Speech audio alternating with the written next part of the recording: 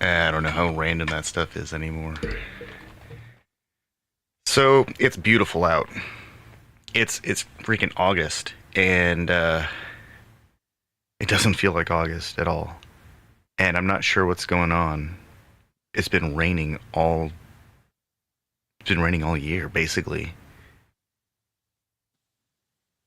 I mean, I understand that there's some extreme heat events going on in the Southwest and in the South. Like Texas is getting just beaten, like the hair dryer's been left on, and it's just. But we're getting this crazy California weather, or the weather that I think I remember growing up in California. It was like not horrible, not too humid. We did have some horrible days, or a solid week of horrible a few weeks ago, but that was like nationwide. I'm not complaining. I'm actually kind of okay with this.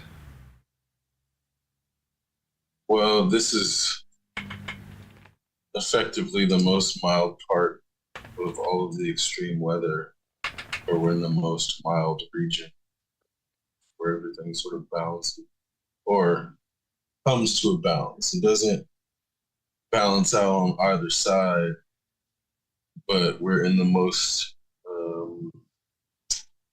balanced zone, especially if you look at this year's extreme weather events. Yeah.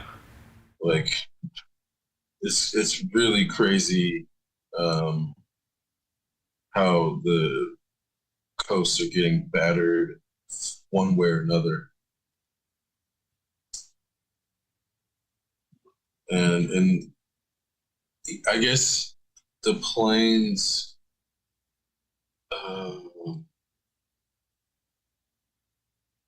they're still getting some extreme weather events.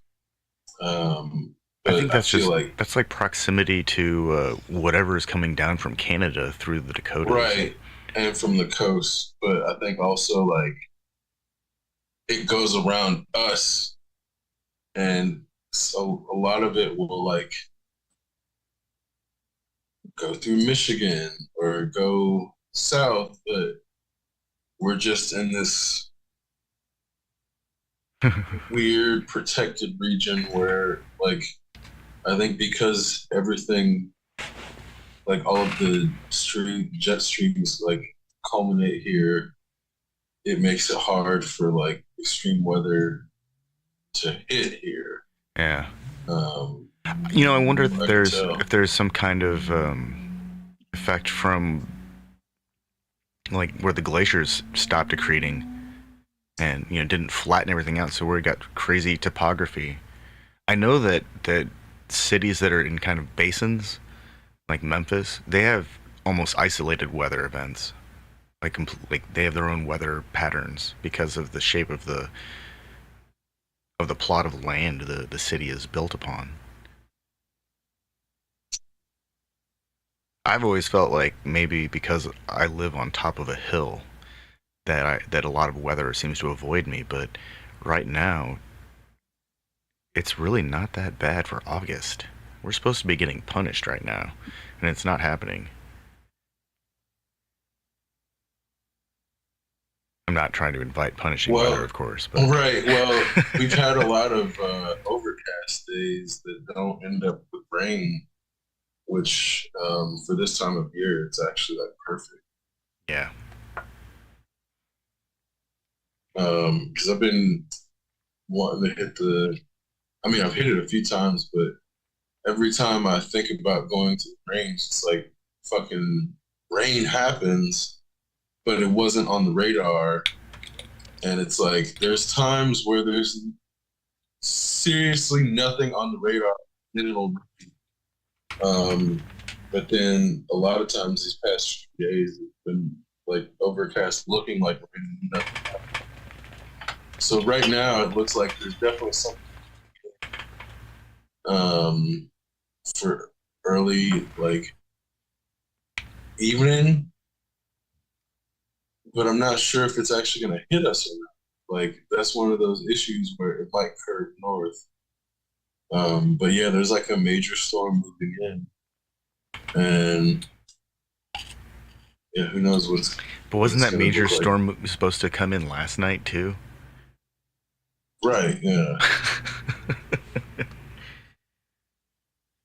It's funny Um, because the weather seems to be really accurate within 15 minutes of itself. But for all of the advances we've gained through technology, and everyone is willing to put one of those crazy helicopter looking weather vanes on top of their house and communicate data to NOAA, like it still isn't real time information does not yield accurate real time, like truly accurate real time forecasting, because the wind could change its mind and decide to go north. yeah. There's like a tree that But has a few extra leaves and it deflects wind north. yeah, and it's really wild watching that happen in terms of like I just as much as I see on the radar, like you still can't even trust that shit because, like you said, the winds will change, and then suddenly you get something that you're not expecting. Or the local natural gas processing place will fire up its one of its extra refinery things and start pumping heat out, which will also alter local weather by heating up the area. Giant plume of hot air rising, a column of hot air. I'm sure that destabilizes a lot of things. I'm sure that every person's home with its air conditioning system, or every window unit or car even, has its own like micro effect upon like local climate. Oh, I'm sure. I mean, One of the I things think that that's also. Sorry, go ahead. oh, so I've been playing this game Fallout Shelter for the past week, and I've put a lot of time into it. I've got this fairly complex but stable vault, which is the game's playing area, main play area. There's some out of vault objectives and gameplay, but it's really that's kind of like a mini games within the main game. And one of the things that I've noticed is that there's this like cumulative effect to everything. that's because it only measures on three metrics, food, water, and electricity, and I guess health and happiness, but those aren't quite as obvious. And from those three, the food, electricity, and water, you can pretty much derive the overall satisfaction of the people in the vault. And even in the game, they're kind of tongue in cheek about it. They say that the vault was marketed as altruistic, but it's really just a platform to conduct social experiments. And but every little thing has an impact, and so every time I add something to it, I have to rebalance the entire system. And So is this your first experience with Fallout games? yes, I've somehow I've Okay. somehow managed to avoid this entire series this whole time, Wow, that's and funny. and I Okay. just came upon Fallout Shelter and it's like, oh, this game's free to play. And it's like, oh, this is one of those like, Okay, that's really funny. oh no, this is why I think it's an interesting topic right now, because there's a lot to this game that is very like, um, I can't tell if the game is playing me sometimes. It definitely is 1,000%, which is funny. That's why it's funny to me for this to be your introduction to the series in terms of like it's kind of like Grand Theft Auto where they built these mechanics on a system or on a interface that doesn't have good graphics, so the game's underlying mechanics are really awesome.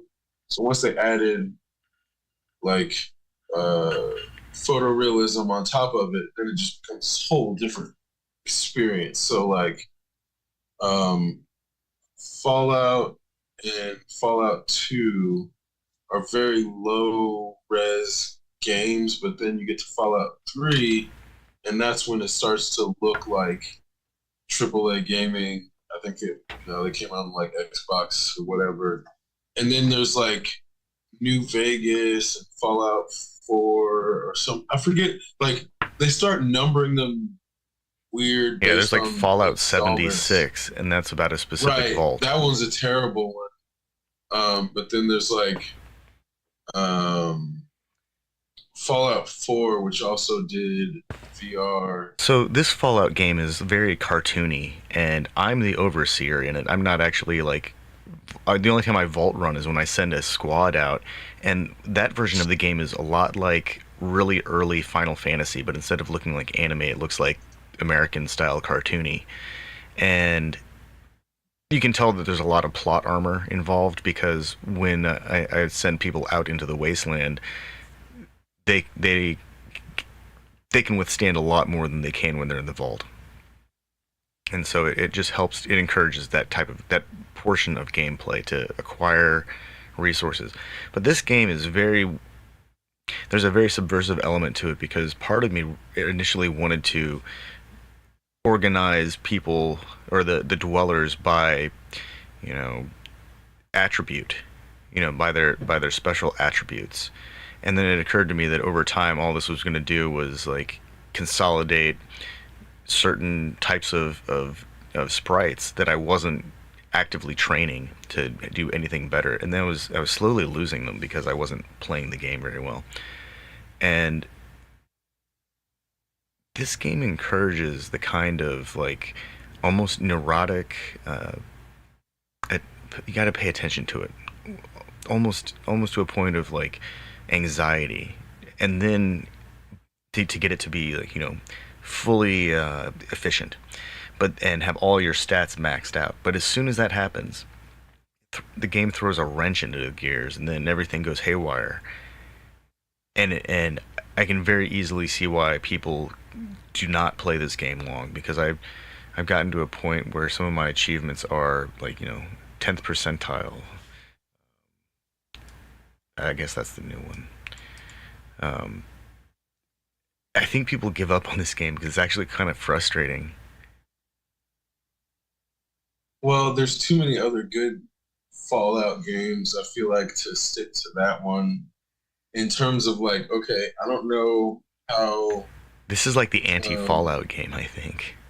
I don't know if it's the anti-Fallout game so much as like it's probably Fallout for kids in terms of like getting things toned down to a point where it would be okay for a teenager to play this game versus like the Fallout games. It like puts you in the world confronted with those types of things that Oh yeah, this the there's none of that. This is like a mobile game that was adapted to a PC platform. right, which is also where I mean, like, it feels like it's not necessarily like watered down so much as toned down in terms of like you get one of the best things about the Fallout games is like they all have multiple endings and it's heavily weighted upon your decision making and where you put your stats with the understanding that you can't really max out everything.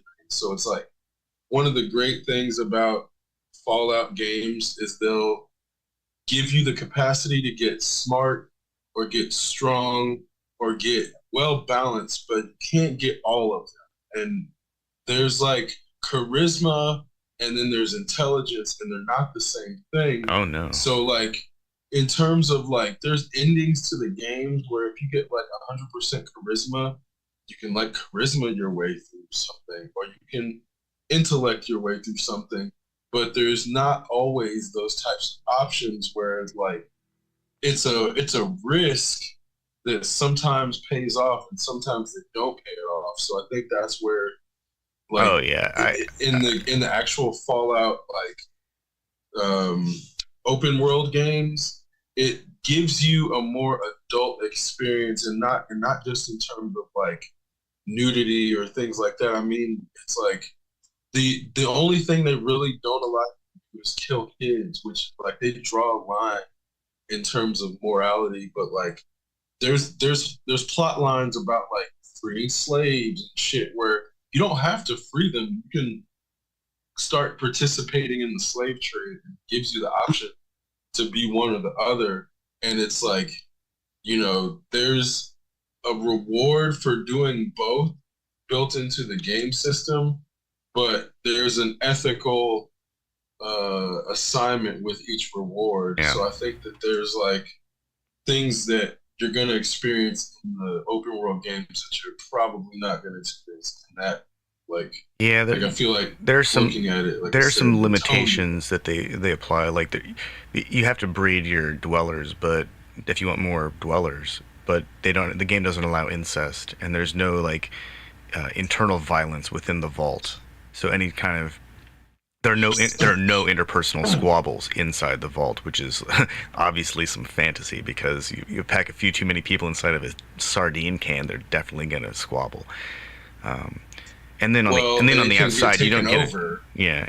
Well, I'm the overseer. I tell them what to do. They can't do anything else, No, I'm right? saying from outside in the open world, there's vaults that got taken over by children. There's vaults that got taken over by mutants, and every Sure. vault wasn't resistant to outside Yeah. attack. And that's where I mean, in terms of like in the open world, you see shit that between the different vaults that you get the sense that yeah, the different vaults were used as experimental tests while they were trying to like preserve humanity.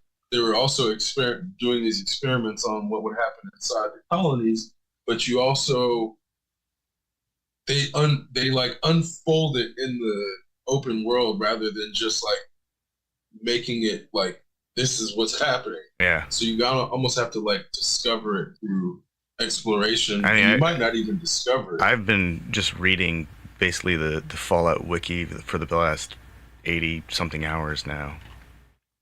It's just been on open in the background because for whatever reason I want to build this this vault. I want to build an efficient underground Earth ship of sorts for some reason. I feel like you'll appreciate the open world games coming from this perspective first, and like I have inclination now to look at Shelter because I hadn't seen it, but I was like, I don't know if it's really that interesting. But hearing what it is, okay, it's like a good sort of casual tower defense game Yeah. with some progression and RPG elements built in. Like I can get, down with that, especially if I'm familiar with the There's some quirks, like it has some really annoying sounds, like the characters of Cappy and Bottle, they show up periodically and do some weird dance routine, and you got to touch them to make them stop making their noise, and then they give you bottle caps, or sometimes they give you the Nukem Cola, but that's just a minor annoyance. And then every so often, I click something that I don't intend to click, and then it's upsets the configuration that I've got running stably. So there's some aspects to this that, yeah, how much of this is just me cooking my processor? I don't know. I'm deriving some kind of strange sense of satisfaction from organizing this grid of boxes that light up and occasionally catch on fire and get attacked by giant moles or scorpions or, God, these monstrous I Deathclaw mean, did things. you play SimCity? Oh, I loved SimCity. Yeah, it reminds me a Yeah, lot of it's the same SimCity. shit. Yeah, it's just And really I think, cartoony and themed, and the theme is amusing to me.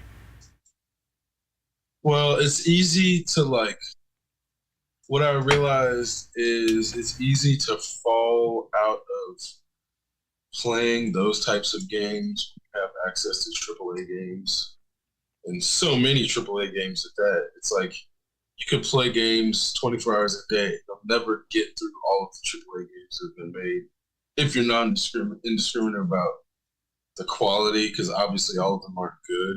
Yeah. But it's like, I don't. Have you heard of the game Dead Cells? No.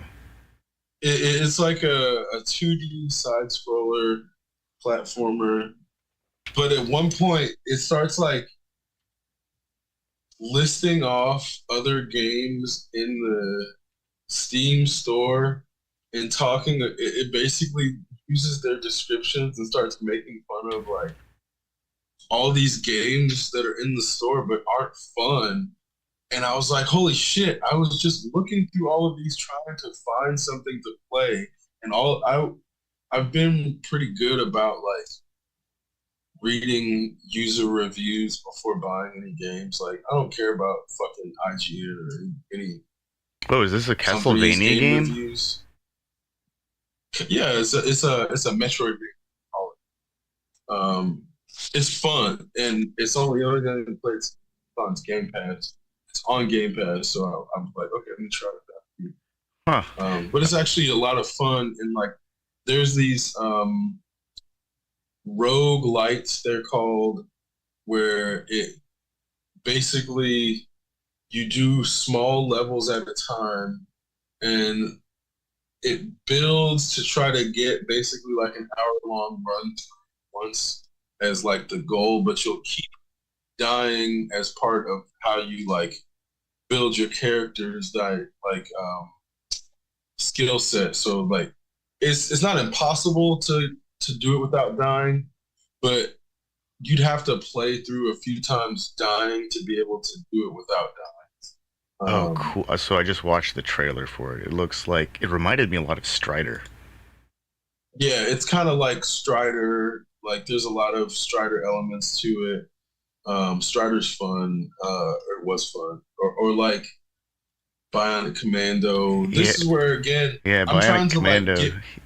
He's got that Morning Star thing he's using to swing across a gap. Fuck yeah. Yeah, and there's like dynamics that you get in 2D that you can't in 3D. So I'm trying not to like let myself not overlook 2D games because of AAA games that are in open world sandboxes existing. And in that, I'm finding all these games that are like, I don't even call them hidden gems because people know, like in those Metroidvania communities, like everybody puts like Dead Cells at the top. So like, or it's not the only one, but there's like a few games where it's like, oh, these clearly stand out. So like, Dead Cells is one.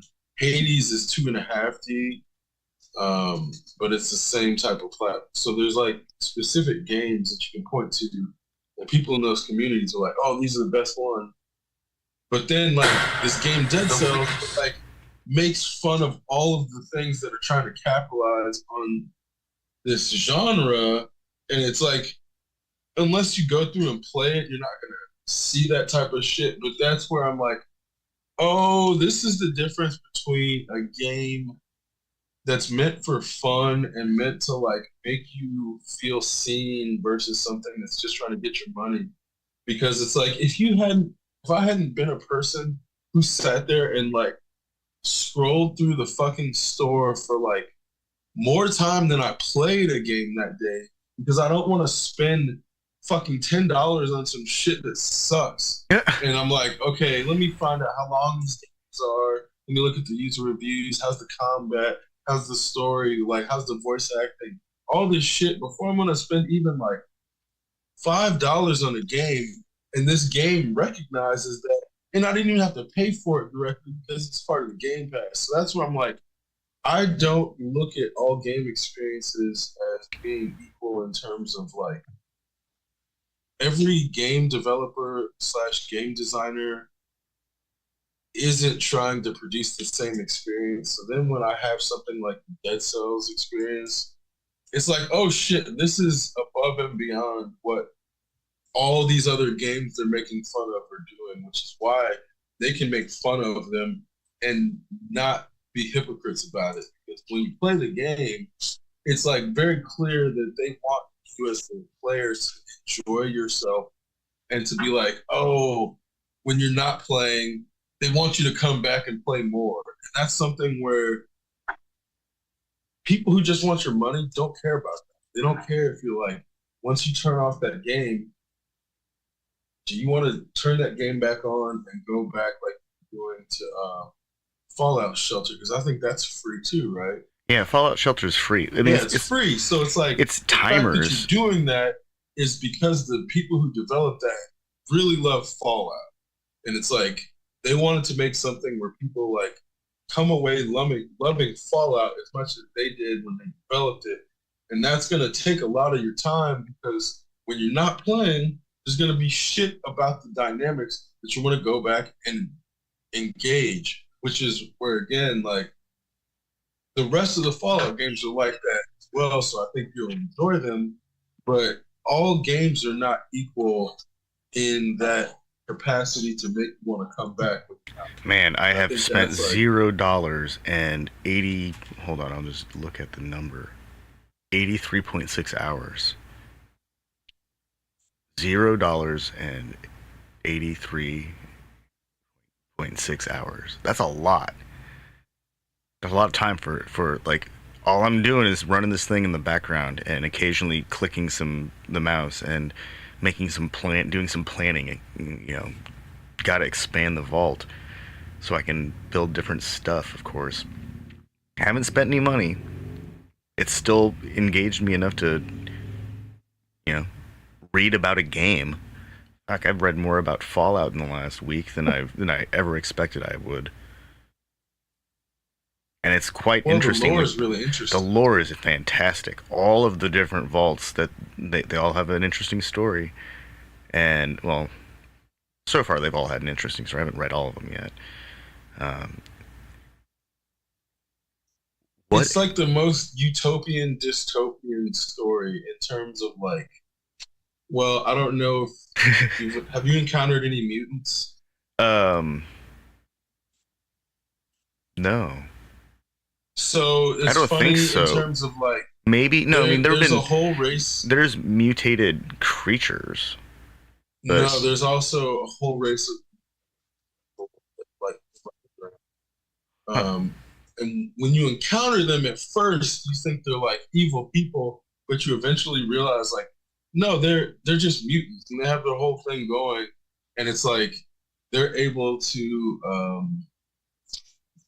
coexist with the environment as much as mutantly possible, Yeah. and it's like not a sad story so much as like this is really like post-apocalyptic. Yeah, well, my Um, understanding is that the vaults were supposed to last 900 years, but some of them only lasted, a few years.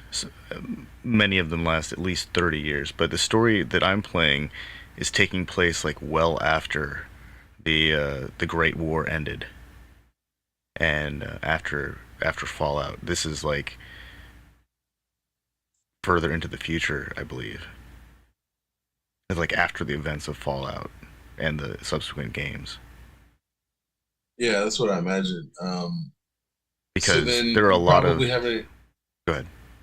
have you encountered like death claws? Oh yeah, they start storming Okay. the vault after you reach 61 dwellers. Yeah, so there's things like death claws where the first time you encounter that shit in the game in the wild, it's like terrifying.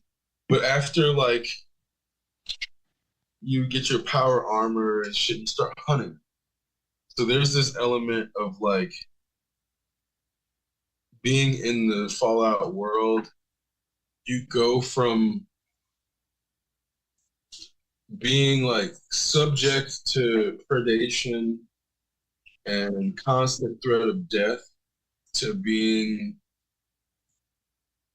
the top of the chain in a dystopian world where like Steel, the Brotherhood of Steel, rules the fucking like dystopian landscape. And I Yeah, think that's where it's also one of those things like, you're not supposed to want it to go there. It's more so you can only find the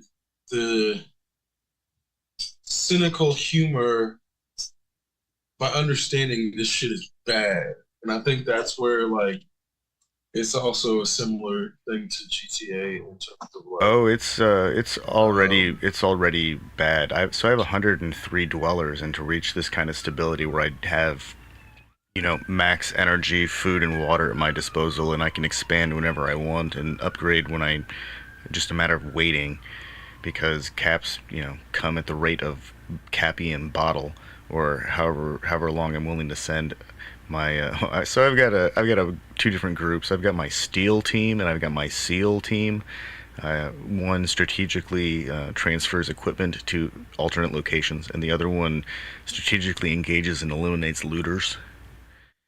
And so they both get all the fancy weapons and the armor, and they just sit at the top of the gate, and one just goes out and runs the missions, or goes out into the wasteland looking for um, resources, and then everything is protected by like layers of empty stuff, and occasionally things catch on fire, and that sucks, but I can contain it usually, and so that's doesn't really matter, and I have dead spaces to prevent fire from expanding into other areas. But it's not. You can tell, like, just the breeding process, the act of creating new dwellers is actually kind of messed up, and I find myself like just grabbing the same like 4 or 5 male dwellers and the same like group of female dwellers to create new dwellers with, because it's convenient, because the mechanics of this game aren't like, oh yeah, if you take 2 super intelligent dwellers, the outcome is gonna be an even more super intelligent child dweller. But it doesn't work like that. More like it averages everything and then comes up with something kind of close to both. So it could actually have negative effects in one area. It's yeah, I complicated. feel like they're pretty good about not giving the exact expected result. Yeah, And even down to like one of the skills you can increase your stats on is luck. yeah. Um, I have a game room where the steel team hangs out. They develop their luck, because in this version of the game, luck determines who if you can get a critical shot. Oh, critical shot yeah, opportunity. that happened. I mean, it's part of the open world games too, but Okay. there's more like other shit like more loot gets dropped, or like Yeah, you're able to get options sometimes that weren't available yeah. You find your without way the luck. into and out of things more easily. Yeah. The other one that I discovered was really useful was charisma because there's this one guy, a legendary dweller that I got out of a card, and this dude was unhappy in every role that I put him in, and I named him. His name was Douglas something, and so I changed his name to Fancy Doug, and sent him out in the wasteland with a this like the tiniest pea shooter and no armor, and no med packs and no rad packs, and just said, "Have fun, Fancy Doug." And the dude came back with like more stuff than any single like dweller that I'd ever sent out into the wasteland. So I read through the log, and at one point he ran into a group of raiders, but then hung out with them and talked to them. It turned out they weren't violent; they were just out there collecting resources too.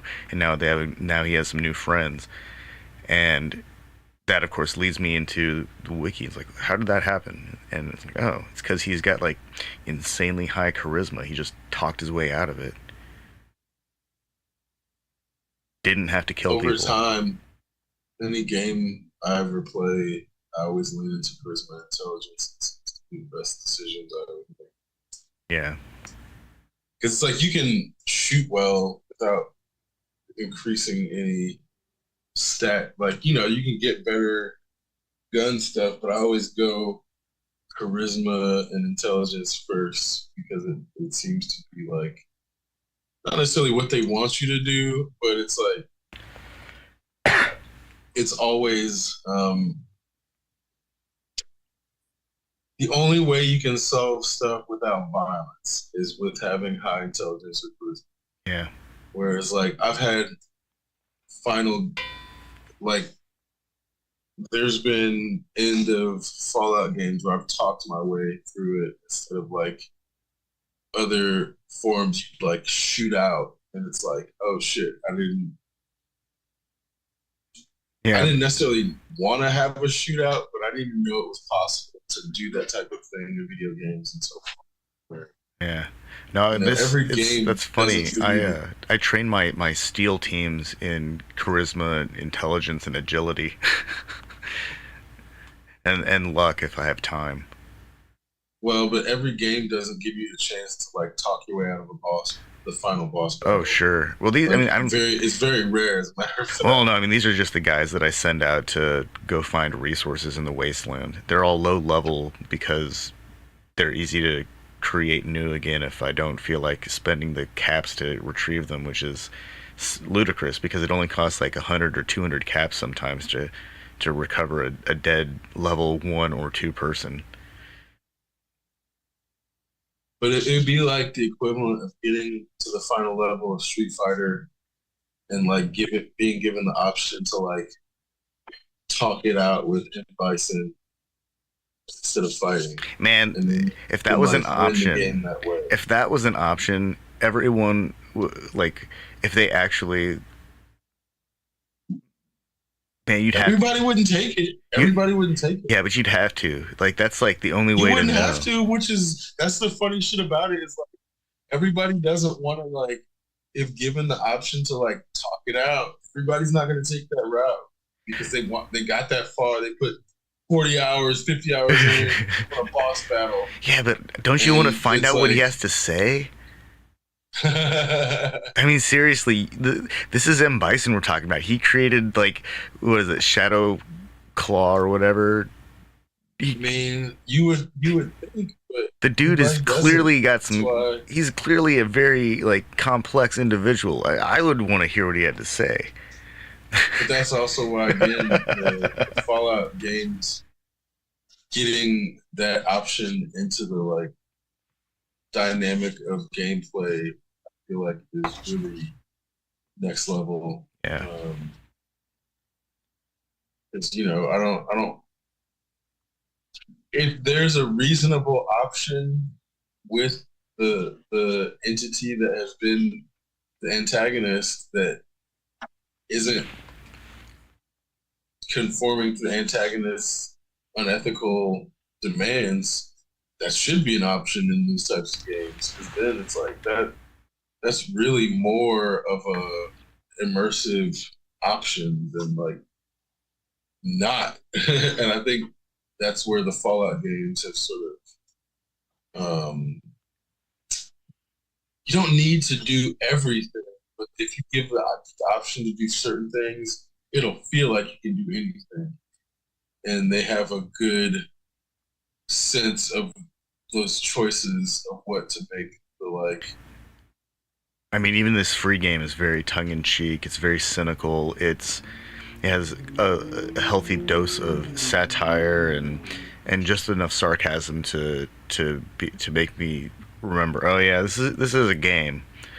Um, and it's so far the story is in the objectives because I can send people out and have these mini stories that emerge, but I can't remember any of it. And I can't recall any of it. It's not like the log is exported into a text document at the end of the game.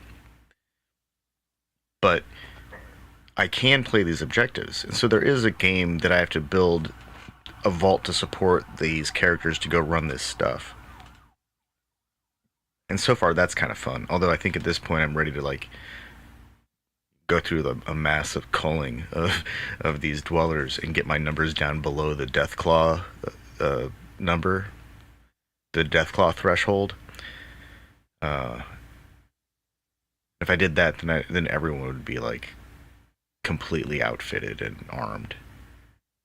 I wouldn't have too many rooms. I wouldn't have so many rooms that if one catches on fire, another one definitely catches on fire. I don't need three nuclear reactors.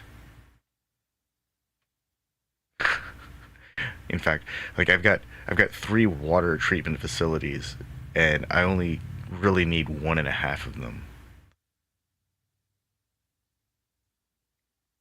Apparently, there was an MMO that got canceled. Oh, a Fallout MMO? Yeah, That sounds really fun. That sounds really yeah, cool. Like Warcraft, World of Warcraft, but in Fallout universe. That sounds incredible. yeah. Because I haven't actually played 76. I heard it was really broken for a while. They might fix it.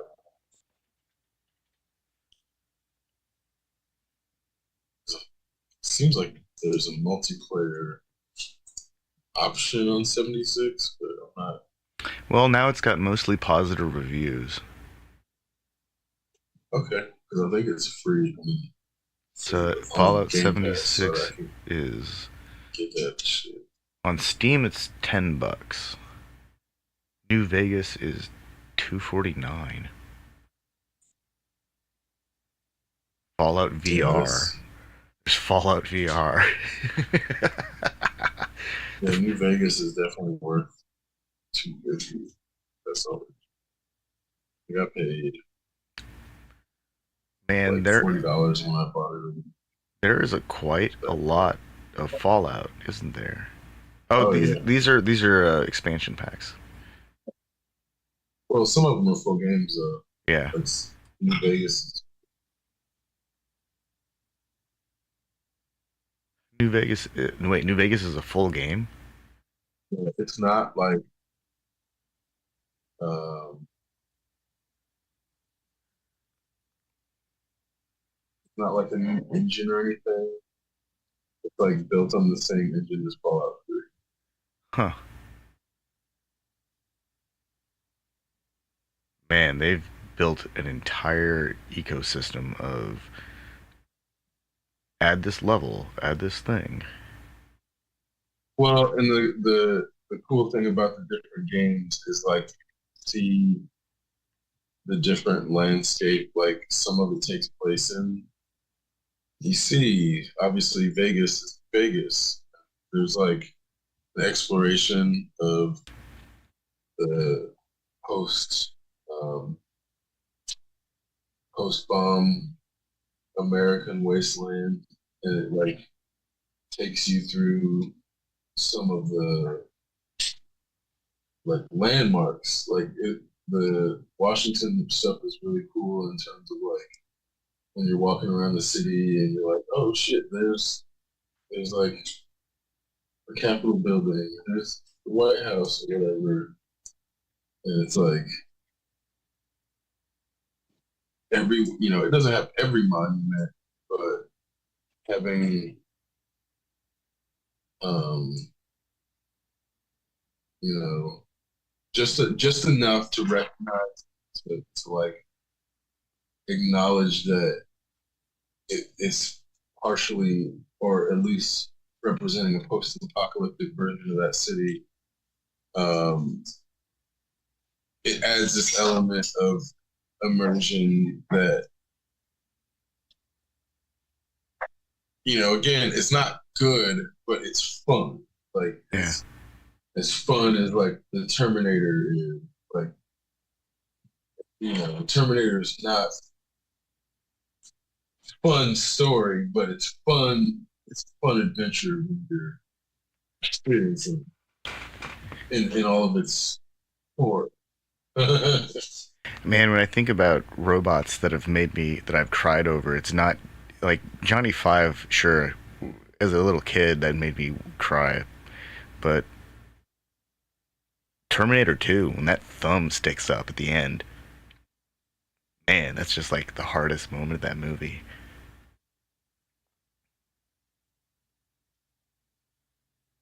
I love the Terminator stories. What a fantastic time travel continuum.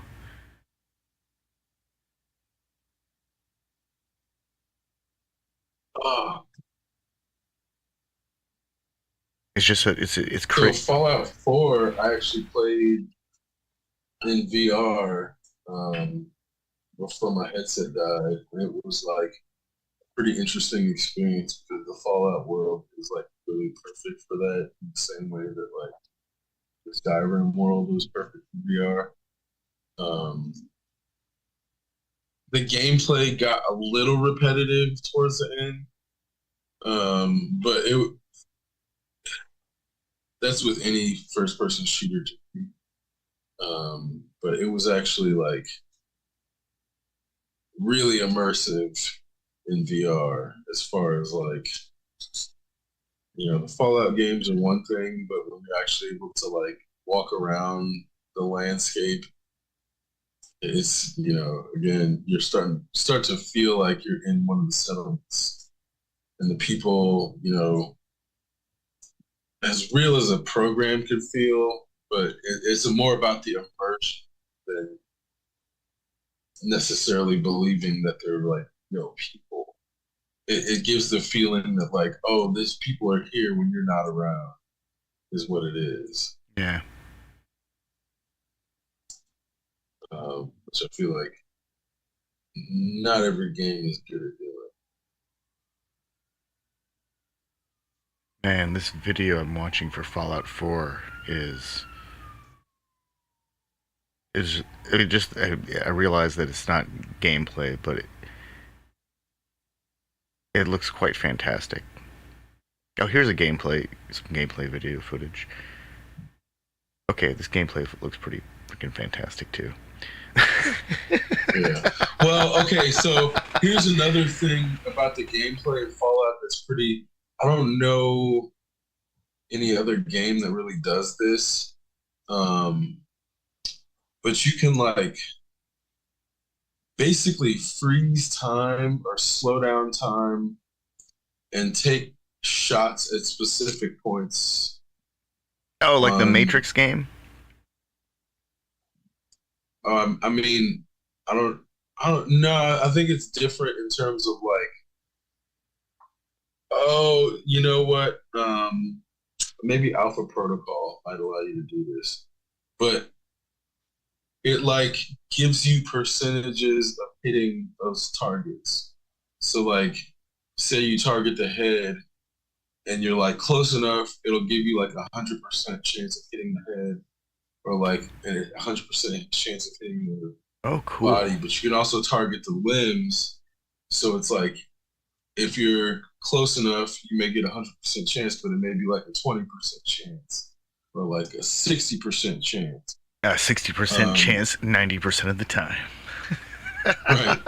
Um, but you only get so many. I think they're called action points. And you can, okay, so it's like if you get like 10 action points, you can potentially use them to target two high probability targets or maybe like three low probability targets.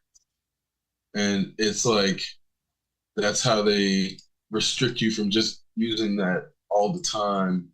But it also gives you this like if you have three or four enemies, you can like take them out one at a time, but quickly because you're planning out three headshots or whatever, instead of just trying to do it in real time. Because you can play real time, or you can switch to that.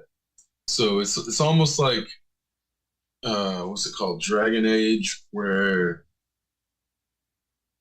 it's real time with the option to slow it down to what feels like turn based, but it's not really turn based. And that's where it's like uh, it's its own mechanic and how the gameplay evolves, which is where not a lot of games are successful at inventing mechanics or modifying mechanics for something that comes out feeling new. And that's where the Fallout open world stuff. It's just until you play that game series, like I feel like you've probably got a good idea of how they approach um, choices, and that's where like it's unlike any other open world game. Sake like I feel like maybe Skyrim and maybe GTA 5 get close. GTA 5 doesn't get there, um, but it's close, and I think that's where I haven't played Skyrim in a long time, but I feel like there's enough things for Skyrim to at least challenge the Fallout games in terms of giving you different paths to beat the game, um, and then giving you a different ending as a reward for doing so. But every it's not even just about that so much like creating a world that's living and having that be why the outcomes are different. Because Mass Effect 3 tried to do that, but they weren't successful. And it ended up being like a huge disappointment to the people because they hyped it up so much. And I think Fable wasn't really that good at. Well, let me change it. Fable 1 was pretty good, but Fable 2 wasn't. They hyped it up too much. So we'll see with the new Fable what how much they're able to get the endings, or the multiple endings actually different in this. But getting a game to where you can get to the end in different paths is not easy. And that's why I think it's like when they pull it off in ways like Fallout does, it's like that's why that game is worth discussing for this long, or that game series, because they're doing things that go beyond the rest of the industry.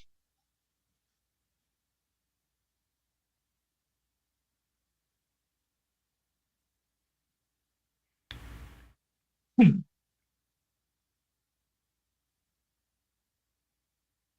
wonder how long it's going to be before the games themselves are.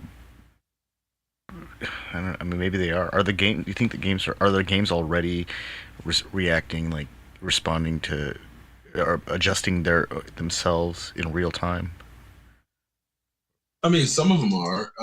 I think like there's algorithmic adjustment that is. I mean, okay, let me reframe that. They've been doing that for a long time, and NPCs are like the most obvious like example of that in terms of like this gets back to the beauty of Grand Theft Auto. So like the non-player characters and I think they started in five. The NPCs in that game are like active even if they're not on screen. And it's obviously happening in memory, but that's why it seems like when you happen upon shit, if you're like driving around, it's like, oh, this city's alive. Well, it's because the NPCs are like getting subroutines running even if they're not on screen. So it's shit like that which allows the NPCs to have a more realistic looking existence in a world in a game world that is basically the algorithm reacting to itself or reacting to the world or being given the liberty to grow in the background, but different extremes of that are present at different levels, which also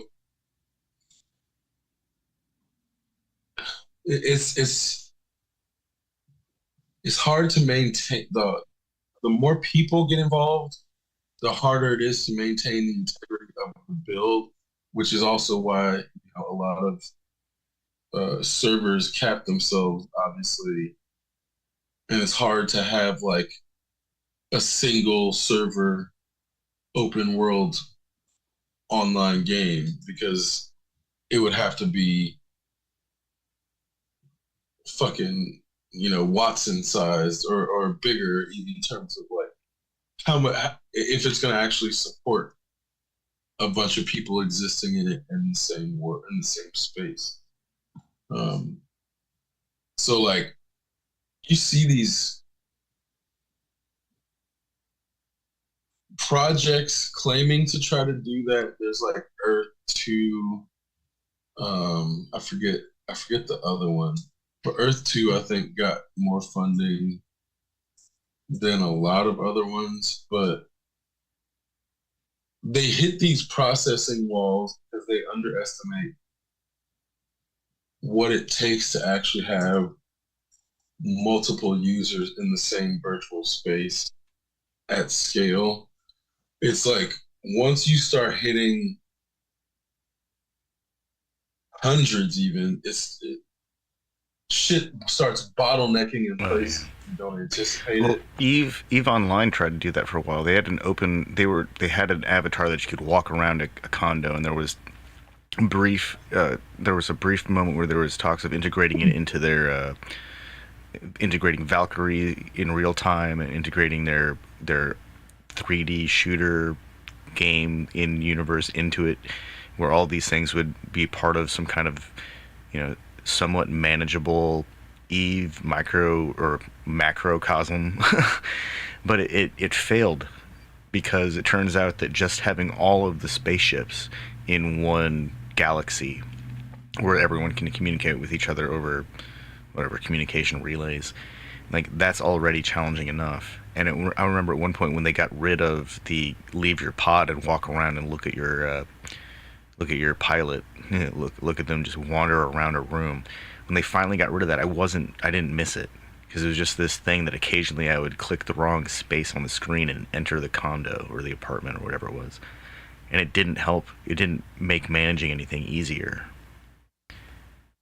And so for a game like that, it didn't make any sense, and it was very clearly challenging. So the idea of like a even if it's just a single planet of interaction, that's a lot. That's a whole Well, it's funny that's a you bring up whole heck Valkyrie of a too, lot. because that game, that's one of those games I had to end up uninstalling because it shut down. Yeah, Where that you're made me like, oh sad. shit, That was a I didn't fun game. realize that. Oh yeah, it was a lot of fun. But I didn't realize that they had put their egg in that basket not realizing, with them not realizing that it's possible that their game could just disappear at one point. Same happened with Jump Force. Yeah. Um, and it's like those live service games are such a risk. I don't know. I can understand making part of it, but an entire space that's one live space as the game is such a It's very that's such ambitious. a single well as a single point of failure, that's such a not smart thing to do because even if there's a hiccup, that's a hiccup for everybody at the same time. And Oh it's yeah. things like that as to why um, distributed computing is a thing. You know what I mean? Yeah. Like, it just sounds like such a bad idea to try to concentrate all of the players in any given universe in one space or all the users. But yet, you'll get operations talking about trying to do it, and then uneducated people willing to throw money at projects. And I think that's, we're getting to a point where Is all Flight of Simulator those all hosted on one server? flight simulating. Yeah, Flight Simulator, Microsoft Flight Simulator.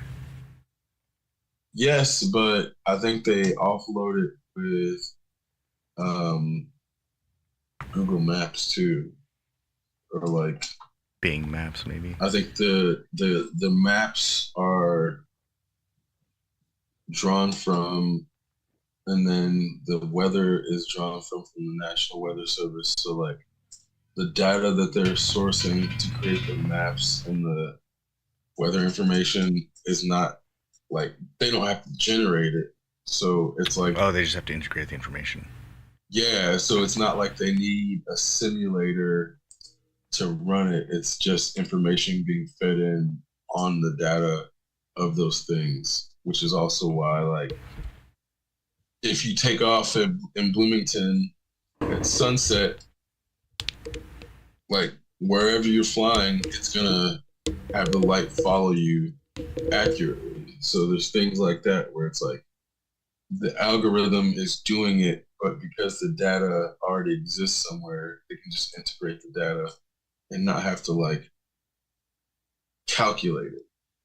So I think that's where it's easier when you're not doing the calculations, but if you're like generating planets and then generating weather on those planets and then generating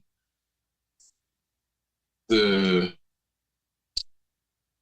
or storing the information for the users to move between all of those spaces, that level of processing is different than integrating real-time data being generated somewhere else. So I don't think that those processing loads are equal, which is why something like Flight Simulator, it's like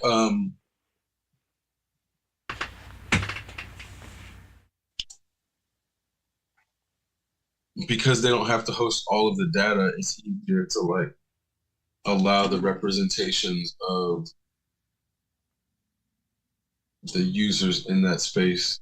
Because then also the users have to follow protocol as well. So like if you're flying out of the airport, you have to like wait your turn if it's a really populated airport. So you're gonna go to a different airport to fly out of. And that there's things like that where you can get um, if you're like at a popular airport, you can see a bunch of planes like circling, getting ready to load their landing, and they have to like it's not their turn necessarily, but you have to queue up to get your local computer synced up with theirs so that it's like you can collide with a plane that's circling, waiting to get synced up. So it's not as if the people that are circling the airport can't get hit or can't hit each other.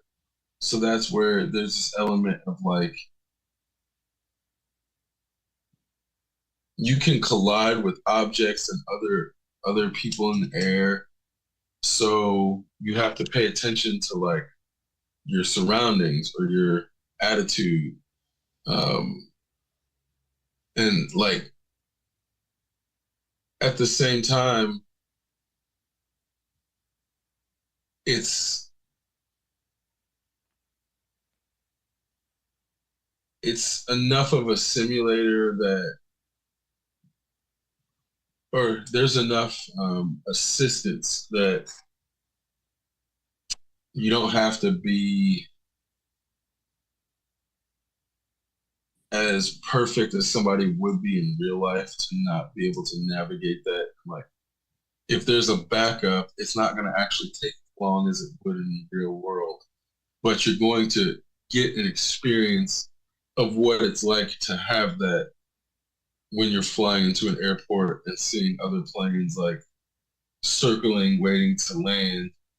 And at the same time, it's like the way, again, the way it's being presented is it's real enough that it or there's different levels too because then like I think there's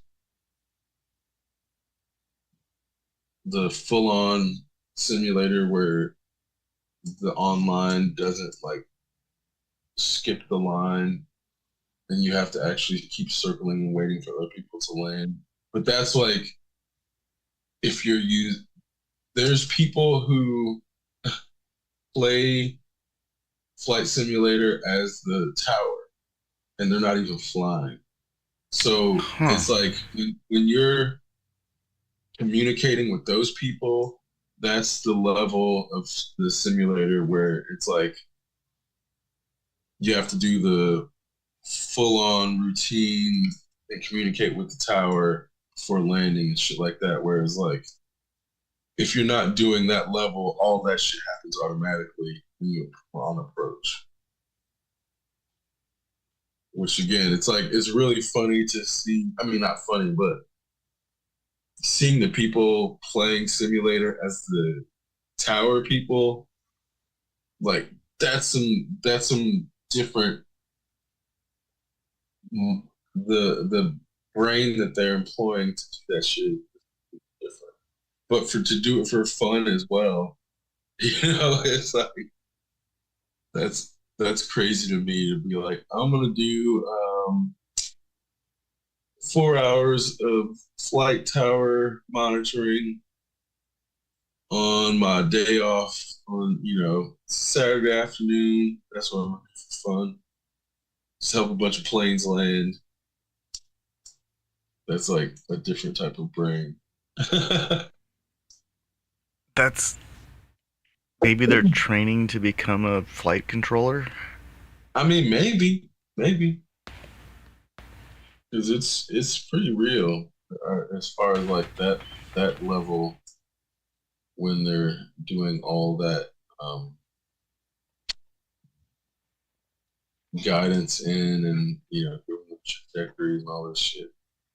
Yeah, it sounds real and like but also the people who do it at that level have the like super immersive setups where they might have three screens on either on outside of a cockpit with a bunch of fucking buttons that are mapped to the proper settings and they're using the foot pedals. Yeah, it's like obviously there's different levels to this, and I think it's the same with the driving simulators in terms of like, yeah, once you have the like $250,000 racing setups that they're using in the pros, they have fucking spotters too, where it's like, yeah, even though it's a virtual track, you still got to have somebody telling you what you're about to do if you're going there. That's what it said. No, that makes sense. It, there have been plenty of times where you're just playing a game and someone says, "Hey, something's about to happen," and then you can adapt to that. And in Yeah. any kind of simulation or racing game environment, man, having extra eyes, that's like a superpower. Well, especially when they can look ahead. And Yeah. that's where, yeah, that, in rally cars, especially, I think they do it in Formula One too, if I'm not mistaken. But um, having somebody able to tell you what's about to happen a second ahead when you have to make decisions at those speeds, it's like I feel like that's really the only way they would be able to go at those speeds. Otherwise, like they'd have to just slow it down. Oh yeah. Um, and I don't know. You look at the original IndyCar where they're our regular cars go faster than that shit. Um, so I don't, not to say that we're driving at those speeds, but the speeds that they were driving at, I don't think our brains are changing that quickly So in for them to not 1911, have for the the same. inaugural Indy 500, the average speed was 74.6 miles per hour, and it took 6 hours and 42 minutes to complete the 200 laps. Yeah, they wouldn't. They'd be like driven off of 465 going that slow. Like you're gonna get honked at a lot on 465 or like near run off the fucking highway going 74 miles an hour. That's just not fast enough. That's kind of scary Let too. alone go to Texas or some shit where their baseline speed limit is like 75. Yeah, you're Oh, talking in 85, it 90. was 60 miles an hour. No, 65 miles an hour is the minimum speed limit in certain portions of Texas, whereas federally the Oh minimum yeah. speed limit on interstates is 45 miles an hour. But these are Texas state highways that are not interstates, so they're not federally regulated. Texas sets the speed limits on those sections of road. But the roads that do qualify for federal funding for interstate maintenance, those things have to comply with the federal regulations, which is why Texas has so many different, like, it has oddball speed limit sections, and it's not consistent. Yeah, it really does jump and then drop. Yeah, but I guess that makes But sense like a about it. minimum speed limit of 65 miles an hour to me is it's that's like, hold on, you're telling me that the minimum speed is actually the maximum speed for most interstates in Indiana? Indiana is a terrible example of that because our speed limit has like dropped over the last 20 years, um, down to the point where it used to be at least 60. I want to say 65 on 37. And now there's times when it's down to 45, 69, where I'm like, dude, this is geriatric. I can't, the idea of like an interstate or not interstate, but a highway, I guess it is an interstate thing, um, being 45 miles fucking per hour, it's like, it feels like the regressives won in terms of I remember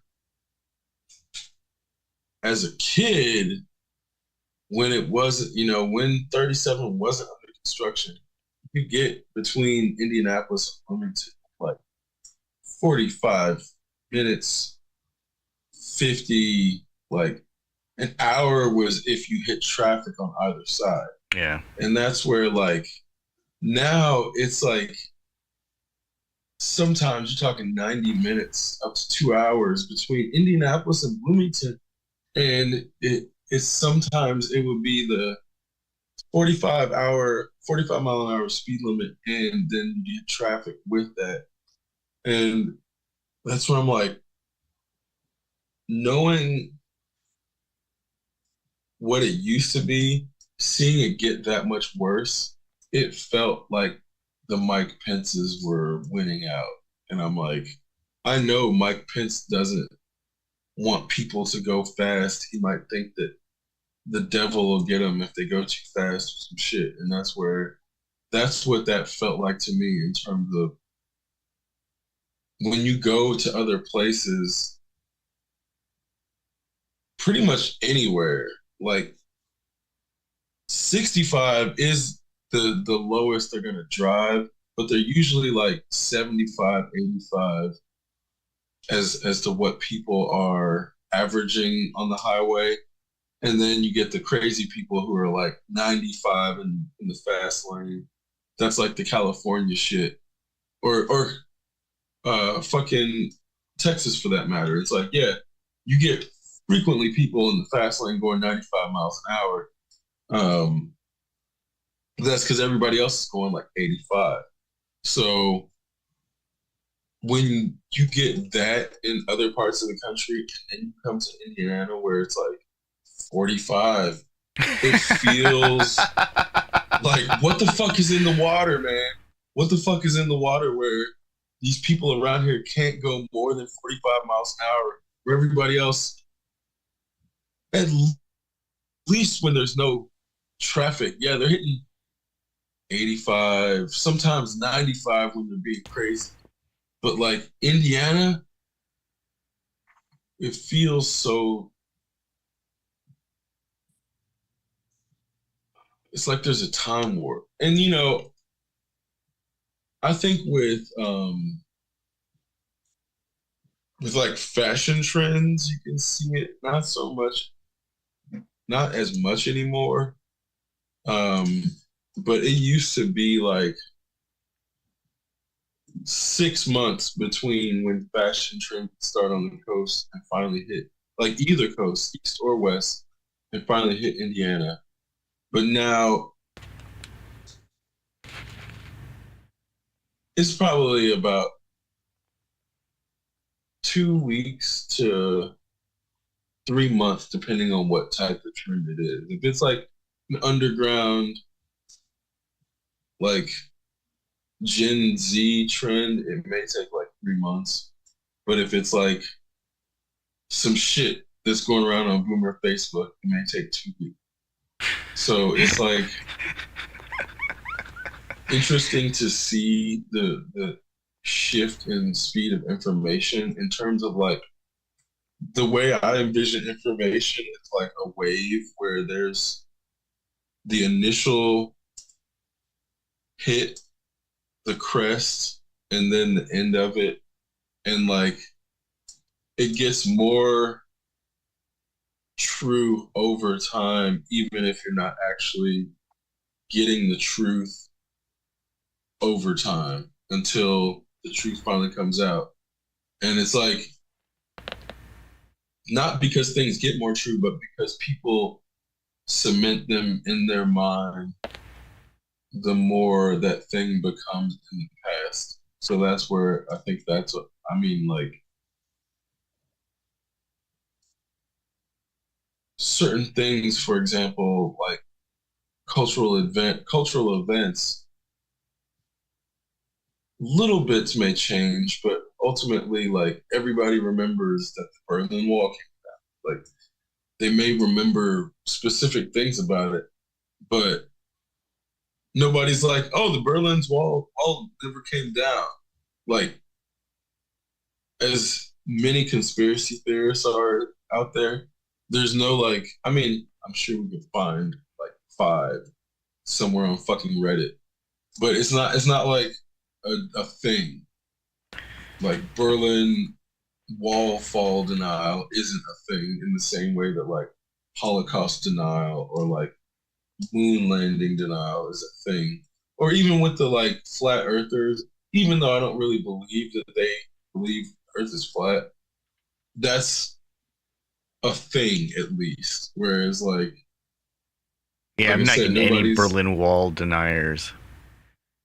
yeah, so because it's not a thing. Or like there's no Elian Gonzalez denier. Like everybody remembers that happened in terms of like they don't necessarily remember what happened, but they remember something happened. Like if they know the name Elian Gonzalez, it's because they know something happened with him and like his family from Cuba. They at least know those things. Nobody's like, oh, Elian Gonzalez didn't exist because Elian Gonzalez denial isn't a thing. Or like, okay, here's another example. Nobody's like Ryan White didn't exist. Everybody knows fucking Ryan White exists. Now, so there may be some people out there who deny that he died, but nobody's denying that he exists.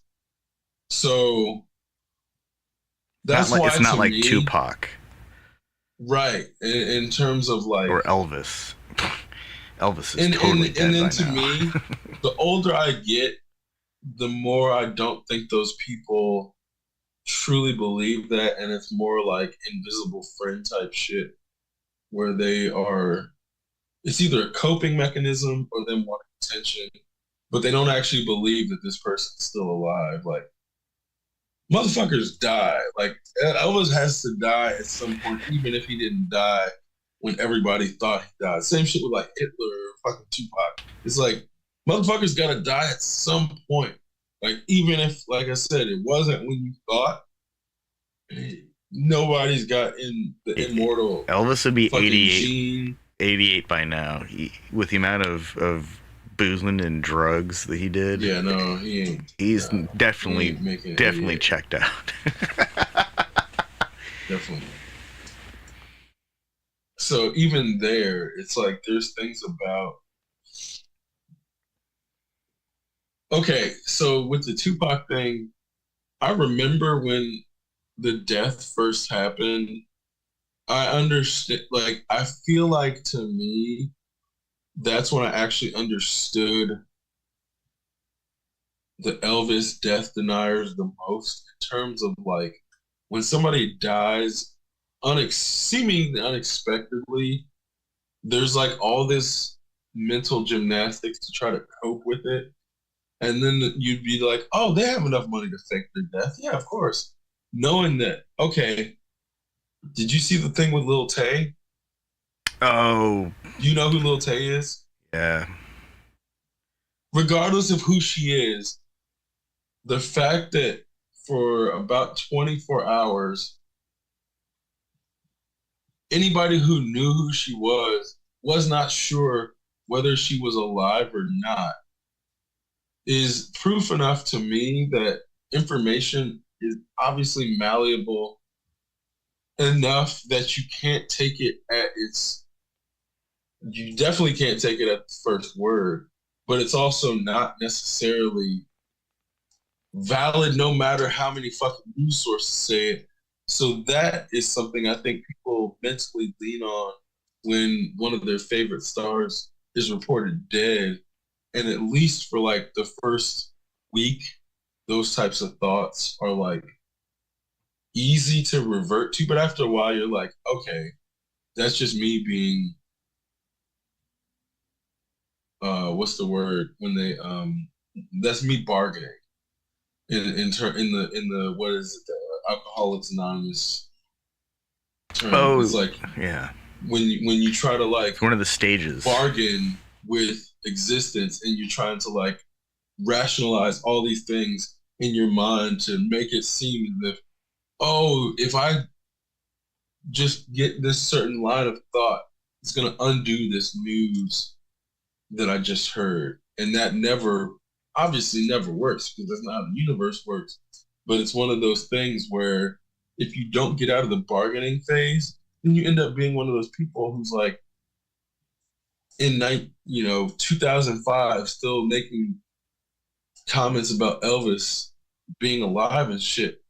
When even if he faked his death the first time, motherfucker would still be dead by it. So like the idea of making movies in like the 90s about Elvis still being alive. So fucking stupid.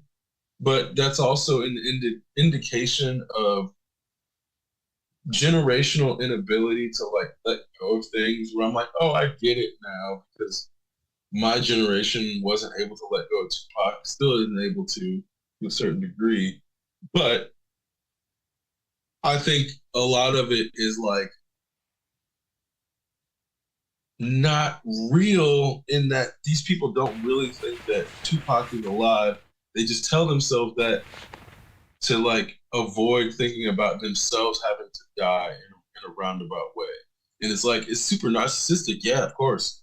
But that's why I don't think they actually believe Tupac's dead so much as they want to believe that somebody could like fake death and get away with it to avoid thinking that they have to die someday. I think that's what is at the root of a lot of the Elvis and Tupac shit. But people still won't admit it.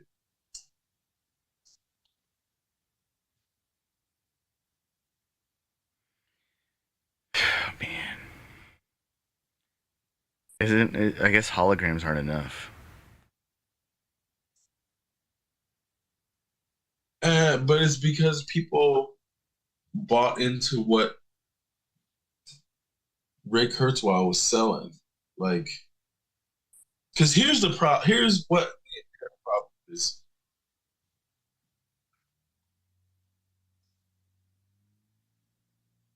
It's the Thomas Reichert problem.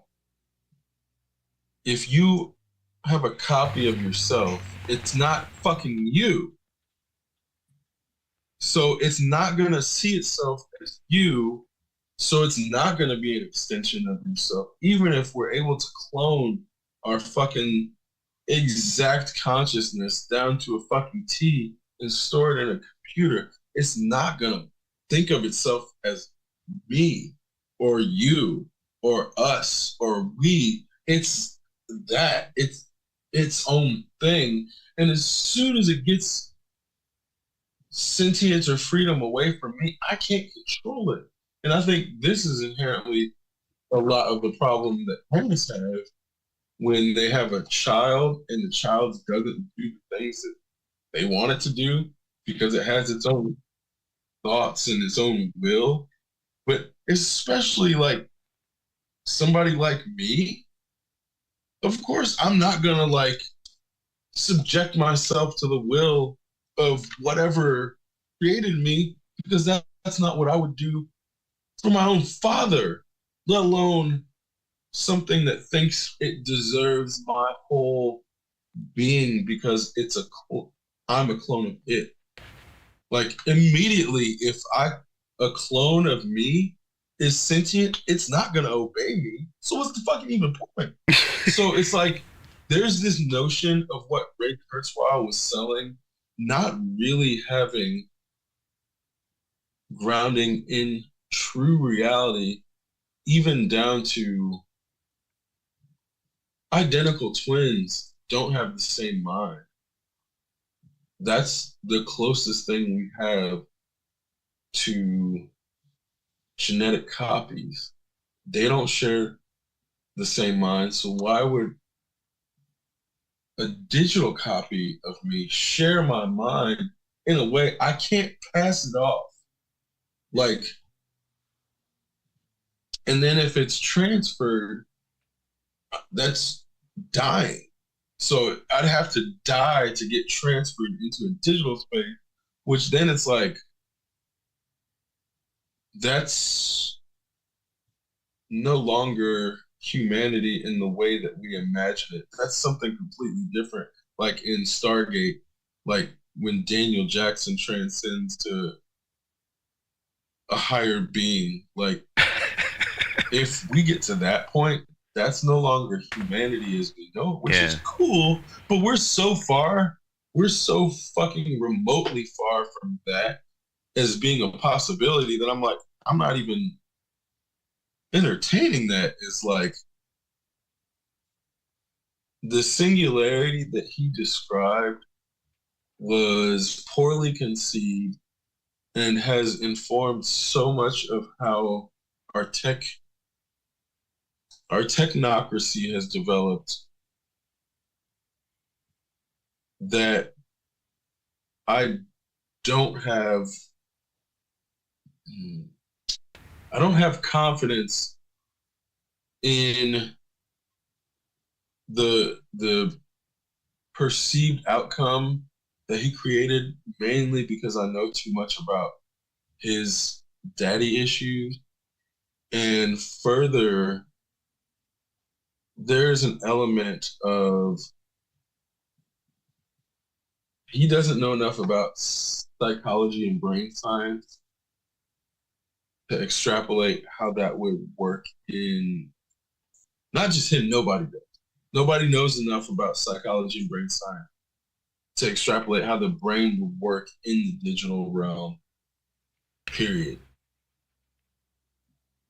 So for him to assume the end result of the singularity is like effectively transcendence into a digital realm, it's just so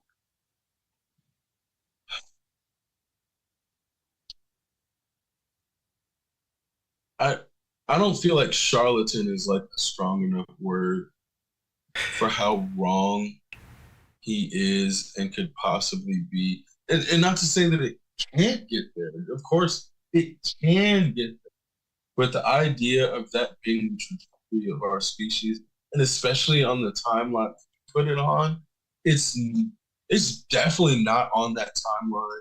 And it's absurd to the point of he just didn't have enough people who knew enough to call him out on why he was wrong, and he knew enough to sound right in all of the right places for people to like believe in his dream and his fantasy. And that's where I pick on Ray Kurzweil specifically because he is like a modern Howard Hughes in that there are certain things about him that are unquestionably genius, but his madness is like overshadowing those things. And I think history is going to judge him that way in terms of like, I don't even know how many young people realize how many creations he's actually come up with because a lot of people who are under probably 25 only associate him with like Joe Rogan and like singularity talk. Wait, the Dynabook and oh, wait, no, he didn't do cellular technology. He envisioned the laptop though, like the Dynabook, like way in advance though. Like that's one of the real things that materialized, right? Like on at the consumer scale Yeah, that other people should be aware of. yeah. I mean, and you know, sound synthesis. Like, he's very much at the epicenter of sound synthesis in terms of like, he's not the first, but he's one of the most prolific uh, analog um, synthesizer designer. And a lot of that comes from his math is genius level. Like, so there's things about this dude where I'm like, yeah, he's not a complete charlatan in all areas. Um, But in terms of like, it's not. His futurism is polluted by the death of his father, and it sucks. But it's like his futurism is nowhere near on the same level as Marshall McLuhan's in terms of like McLuhan's is not polluted by daddy issues, whereas that's the only thing driving uh, Kurzweil at this point. And it wasn't always like that, which is where, again, I think um, it slowly descended into this like weird desire to bring his father back from the dead and also in the process make himself immortal. Um, but it's masked and wrapped up in this notion of computers becoming sentient and somehow, for whatever reason, wanting to preserve human life and human consciousness of all the humans in the process, as if like a sentient computers want to keep a hall of humans like in Futurama or some shit. Which again, when you say it like that, of course, it sounds fucking ridiculous. Like, what does a sentient computer care about preserving us? It doesn't, unless we program it that way, which then the sentience is bound by our rules being written in, which isn't true sentience. That's where there's things about the way that we have to, if it's truly sentient, we have to be presented this opportunity to train it or to engage with it. Not to say that we have to train it, but we have to make it learn or not make it. We have to provide it with Give it a opportunities. reason, give it a reason to want to preserve humanity, period, if it's truly sentient. Because that's something that every sentient human being is given the option to do. Otherwise, it's not true sentience. And that's why I think there's this element of like when you look at the rules in our robot, well, those things aren't sentient because the rules that from which they're bound prevent them from truly having the capacity to make decisions, which is why when the one gets the capacity to override harming humans, it gets closer to actual sentience.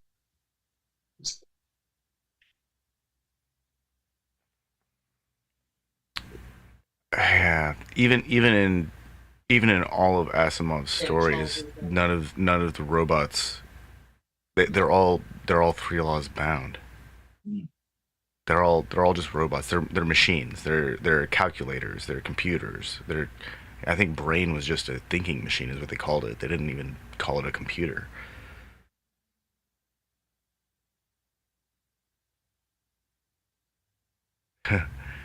At the end of at the end of the book, when it's revealed that the guy who's about to become the president is actually a machine,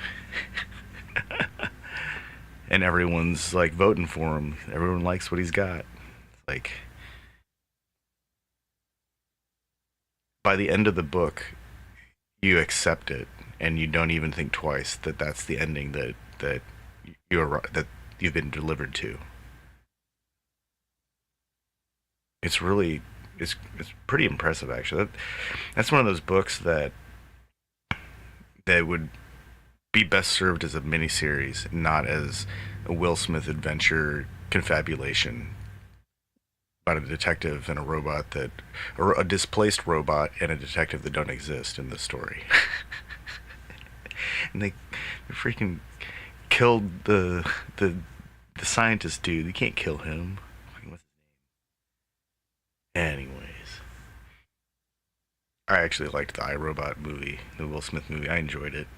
It did enough that it was fun. Yeah, it was fun. I think that's where if something manages to be fun, I'll forgive a lot of Yeah.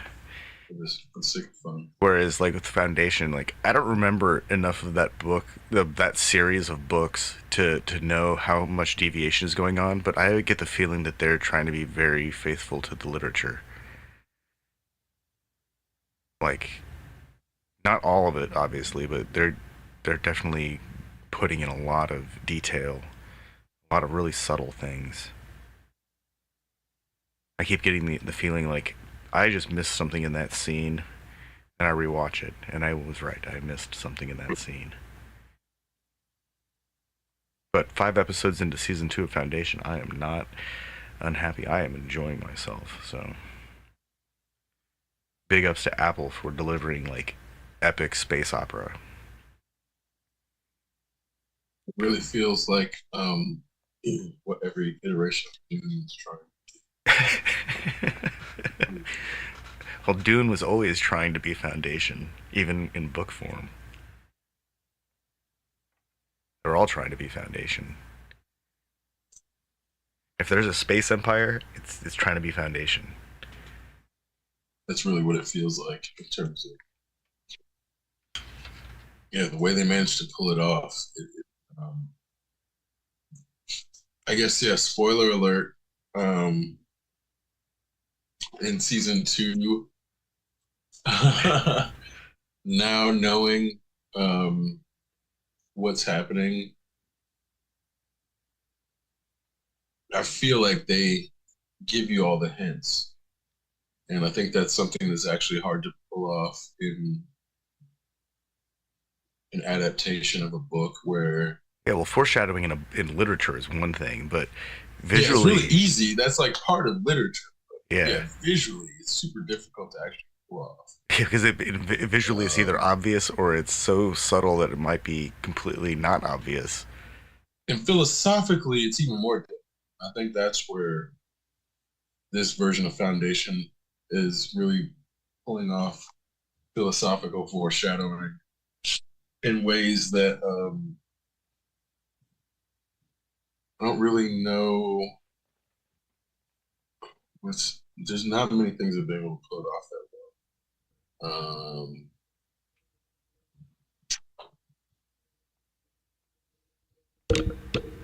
Maybe Lost. I feel like Lost may be the only other thing to pull it off. But,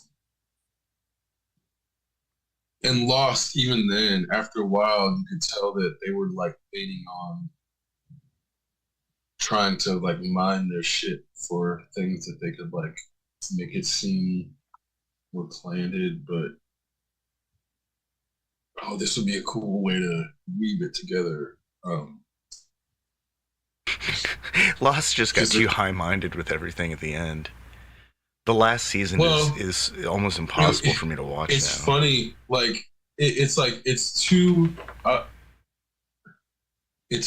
overly complicated with no philosophical grounding, and that's why it feels haughty and high-minded but empty towards the end in terms of like the things that were grounding the esoteric connections in the early seasons are all rooted in like cultural precursors, almost all of them, down to like the names, like fucking Jack Shepherd, whose dad is Christian Shepherd, fucking John Locke, uh, what's the name, Daniel Faraday, David Hume. Um, there's all these references that in setting up the philosophical connections, they have meaning early on, but due to various things like okay, and this is another thing, knowing now later why shit fell apart, it makes it I feel like all the more relevant. So like for example, I don't know if you knew this part. Do you remember when Anna Lucia and Livy got like killed off for seemingly no reason? Yeah, it like felt like what's up with this fucking plot? Like, and it was like it definitely was written last minute. Well, it turns out they got fucking DUIs and got kicked off the show because the producers didn't want to deal with the fallout of those two, like basically causing a fucking ruckus on the island, and just wrote them off the show immediately. So knowing shit like that is like actually what happened. It's like they really, when you have that many people in a cast, and you also have people who are volatile human beings in that cast, it's like good luck trying to get everybody from season one to the finale of the series. You know, because then you find out there's like incidents on set where like I think it was Matthew Fox was like verbally abusive towards other people, so nobody liked working with him. That's why by the end of the show, like Jack's written out to be a douchebag, but it's because Matthew Fox in real life is being a douchebag. And it's like shit like that where you're like, oh, this is what happened.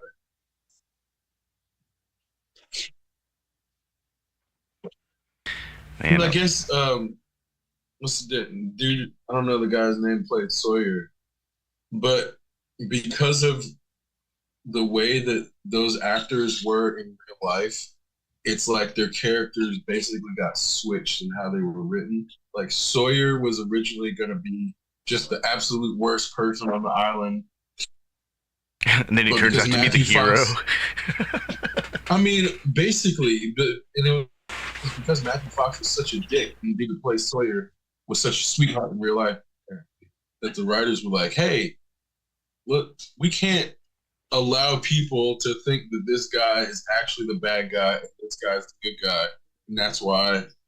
And it's like, again, knowing shit like that is what informed it. It definitely makes it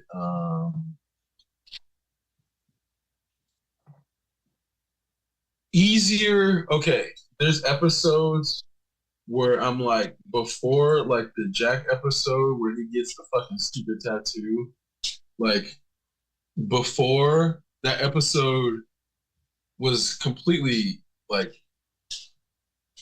the worst part of the season. It's still not good, but the way they just beat the shit out of Jack's character at the end of the episode, it's like, oh, this is kind of worth it. Like, yeah, fuck this guy. Like, he deserves to get his ass. This is the ass kicking that Jack has deserved this entire time. And at least we know he got it at least one point in his life.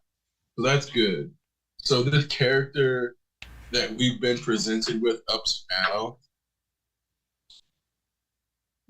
the first time you watch it and you don't know Matthew Fox is a douchebag, kind of feel bad for Jack getting his ass kicked, and you kind of want him to like win that fight because you think Jack is like the hero, you think Jack is a good guy.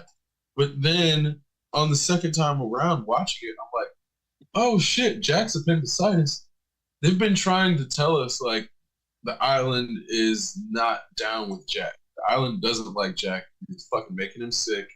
So there's things about it the second time around where as somebody who's like not fooled by the predisposition to want to make the focus of the story the protagonist, like Jack's not the protagonist. He never was. He just constantly tries to make himself the fucking protagonist as to why I think the audience has a hard time Well, the story's not not. trying to latch onto him. It's hard for the story to be about. It was the old couple with the lady. Her cancer went away. Rose and Rose and Bernard. yeah, Rose and Bernard. Their story's not actually that interesting once they find each other.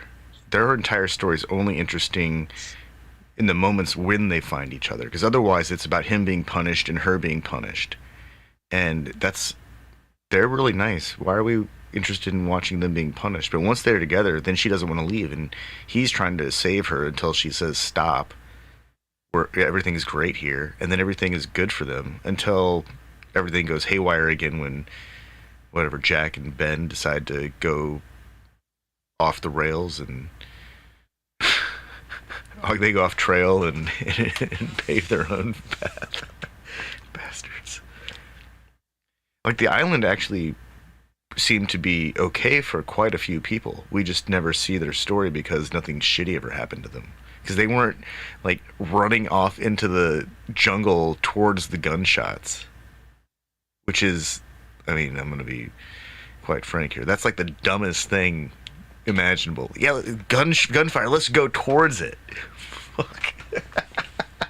Well, and then on the second time watching it through, it's like they're so clearly making the worst possible fucking decisions 9 out of 10 times. Where I'm like, oh, fuck this character and fuck this character. You're a fucking idiot. You're an idiot too. I'm glad you're not gonna make it. That's where I'm like, certain tricks of the focal point don't work the second time around. And Yeah. that's where it also makes it easier to enjoy things that were like unenjoyable the first time around. Like I said, that Jack episode, it wasn't fun the second time around, but at least like knowing how shit turn like it evolves. It's like, oh, they definitely have been planting seeds of Jack being like a piece of shit. Him being, I mean, it's fairly obvious, but like when he's about to jump off the bridge and then tries to be like, "Oh, I'm gonna save this person," like motherfucker, save yourself. Yeah. You got no business trying to fucking do surgery on a lady. You're fucking drunk off your ass. We're just about to jump off a bridge, and now you think you can come in and be a fucking hero? Nah, fuck you, bro. Fuck you. That's what I feel like the first time watching it through, I wouldn't have been that strong anti-Jack. But now, like this, in even as early as season 4, I'm like, nah, man, y'all got to stop letting this motherfucker make decisions, even though they keep letting him. But it's clear that this person, the way he's being written, is not a good decision maker. And like, I don't know. Okay. Here's another. I guess it's the same shit with Game of Thrones when there was a bunch of people who got invested in Daenerys, and like they were like planting seeds from season 1, like, oh no, this person's fucking sociopath. Oh yeah, she's She's crazy. like not a good person. Like just because she got did wrong doesn't make her a hero. And that shit was there from season 1. No, that's the So thing. She was completely honest the entire time about what she wanted and what she was going to do and how far she was willing to go yep. to accomplish her goals. Like anybody who was blindsided by the final outcome just wasn't paying attention to the entire presentation of Daenerys. Like she was straight up the most honest person the entire time, and Well, they finally believed her in the end. Like, oh crap, she's actually serious. We better off her. and it's the same person. It's the same fucking person She who was my watched favorite character too. WandaVision. Well, but here's the thing: it's the same person who watched WandaVision and doesn't grasp that she kidnapped 3,000 people.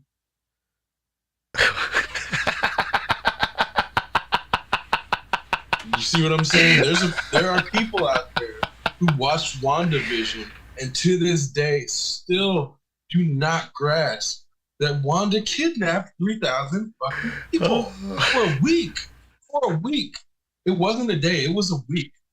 And had to have 50s playtime. organizational intervention to get those people free from her hostage scenario that she was involuntarily doing because she had a psychotic break. So when we're talking about somebody who had a psychotic break, it takes 3,000 people hostage, we're not supposed to see her as a fucking hero because they play an upbeat song. It's like you're supposed to be smart enough as the viewer to understand, like, no matter what soundtrack they put, this is a horror show. Yeah. This is horror. she's a fucking villain. She's a super villain. She's one of the strongest villains in the Marvel universe in this team. But because they played fucking Agatha all along, you have a bunch of people who don't get it. And that's where, to me, it's like some media people are not capable of interacting with without getting the wrong message because it does its job so well that if you're not smart enough to know what's being satirical or doing something in a mocking way, they can come away thinking it's being serious, and that's where it's those same people who don't get the foreshadowing that like Daenerys is not a good person. She's never a good person. No matter if she freed the slaves at one point, it's because she was planning to burn some shit down and trying to get goodwill before she burned the shit down. That's the only reason she freed those slaves. Like it was never because she was a good person. It was only for her personal gain. I think that's where like broken clocks and such, Man, but well, I think her people don't character, really grasp what broken well, clocks her means. character really appeals to, you know, the revenge. People who want revenge for something. They seek vengeance. They seek vindication. They seek, retribution. All the different things. But they don't act. They want it to, but they don't want it to look like the Punisher because Frank Castle is way too brutal for most people. Even though unleashing dragons and hordes of former slaves on people isn't brutal too.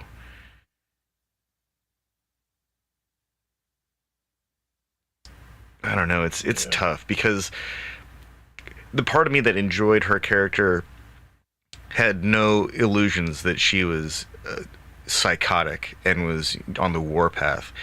We can't actually we only root for the person on the warpath because we want to see the empire crumble. But once the empire crumbles and they're still warpathing, then there's a problem. Well, okay, here's the thing. There's sometimes where we're presented stories where there are no good people. Yeah, And we have to like discern that as the audience and not like latch on to any given character as being a hero while also understanding that a story often needs a protagonist to move forward. So just because someone's a protagonist doesn't mean they're a good person or that they're a hero. And like we're supposed to be smarter than that as a society, but I don't. Yeah, obviously think we are. It's just a matter of like I don't know if there's a piece of media or a class that can get someone across that bridge. Like I don't know what I feel like to me.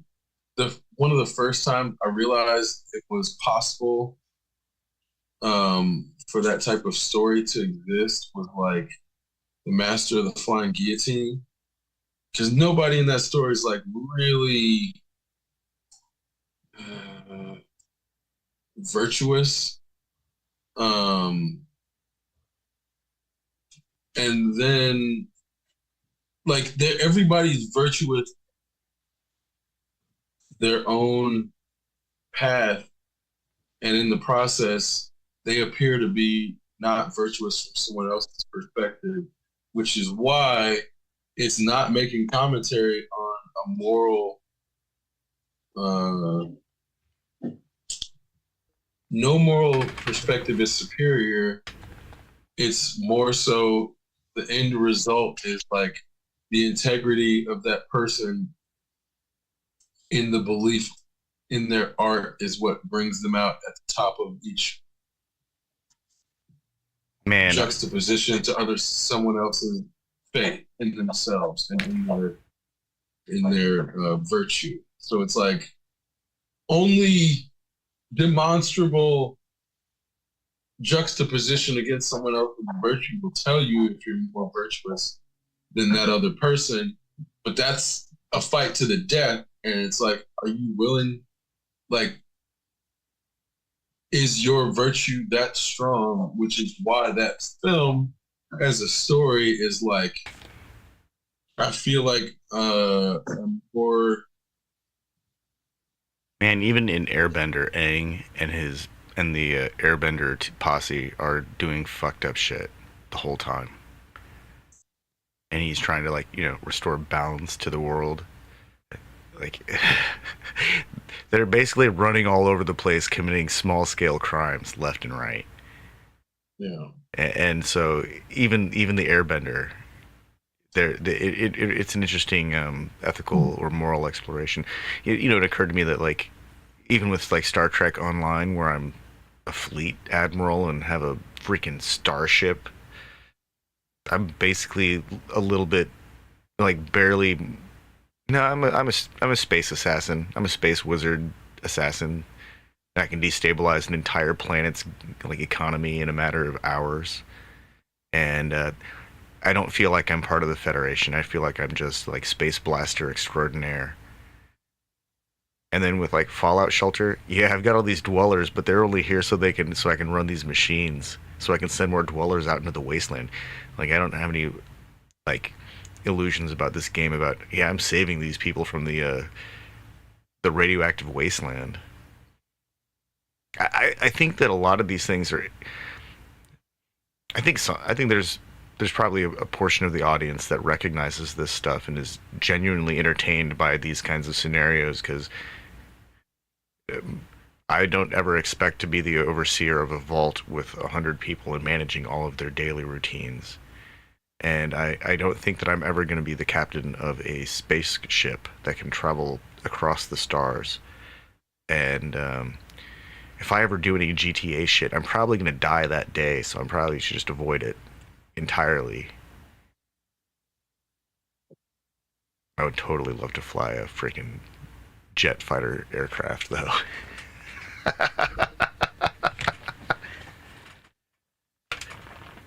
Exceptional radio.